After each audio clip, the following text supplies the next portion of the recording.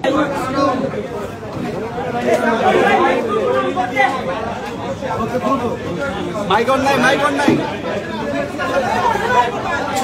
কথা বলা শুরু করছি, আপনারা যদি কথা বলেন আমি কিন্তু দুইবার বলবো না। আমরা আজকে উপদেষ্টা পরিষদের মিটিং এ গুরুত্বপূর্ণ 3টা সিদ্ধান্ত হয়েছে।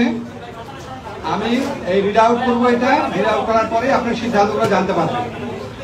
আজ শনিবার 20 মে 2000। আরে ভাই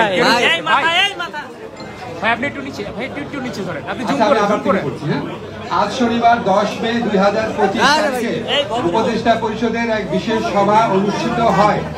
সভায় সংশোধনী অনুমোদিত হয়েছে। সংশোধনী অনুযায়ী আন্তর্জাতিক অপরাধ ট্রাইব্যুনাল কোন রাজনৈতিক দল, তার অঙ্গ সংগঠন বা সমর্থক গোষ্ঠীকে শাস্তি দিতে পারবে।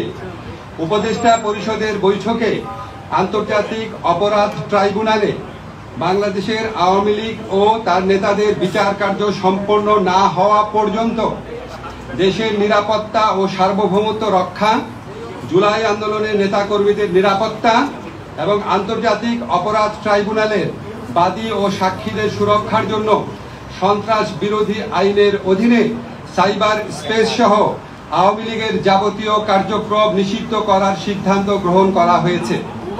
এ বিষয়ে প্রয়োজনীয় পরিপত্র পরবর্তী কর্মদিবসে জারি করা হবে। এর পাশাপাশি আজকের উপদেষ্টা পরিষদের বৈঠকে জুলাই ঘোষণাপত্র আগামী 30 কার্যদিবসের মধ্যে চূড়ান্ত করে প্রকাশ করার সিদ্ধান্ত গৃহীত হয়েছে। ধন্যবাদ।